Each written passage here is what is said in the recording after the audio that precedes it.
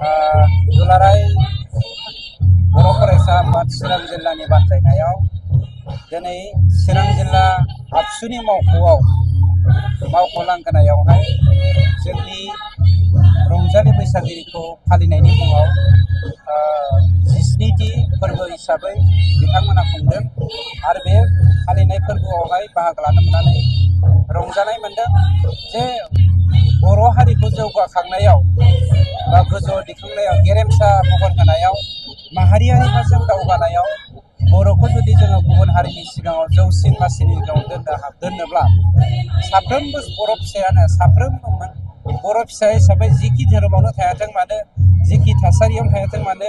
जिखि हालामावनो थायाथों मानो बर'नि फोरबो हिसाबै बैसागुखौ फालिनांगौ बेखौ आं नोंथांमोननि मिडियानि गेजेरजों दुलाराय बर' फिसाफोरनिसिम आंनि जानानै न'खरनि जानानै मेसेज खालामबाय। आगोलनि समाव बैसागुखौ बेबायदि उदाङै फालिनो हायाखै बर'फ्रा नाथाय दा बिटिआर रेकर्ड जानायनि उनाव बर'फ्रा उदाङै गामि फालिदों आरोना बेनि बेलायाव बेफोर गासैबो साननाय हनाय आरो थासारिजों सोनारो। थासारिया जेरै जोंखौ सोंदों बे समा बादायलायनाय मोनसे सम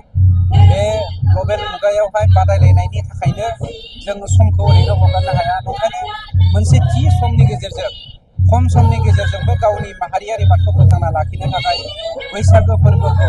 बर'नि मोनसे फोरबो हिसाबै बोथोरनि मोनसे फोरबो हिसाबै फालिनायनि दुलाराय बर' फरायसा आफादा जा हाबाफारि लादों बे बाख्नायथावना आरो बर' हारिखौ गोजौआव लांगोननि बे मोनसे सिन।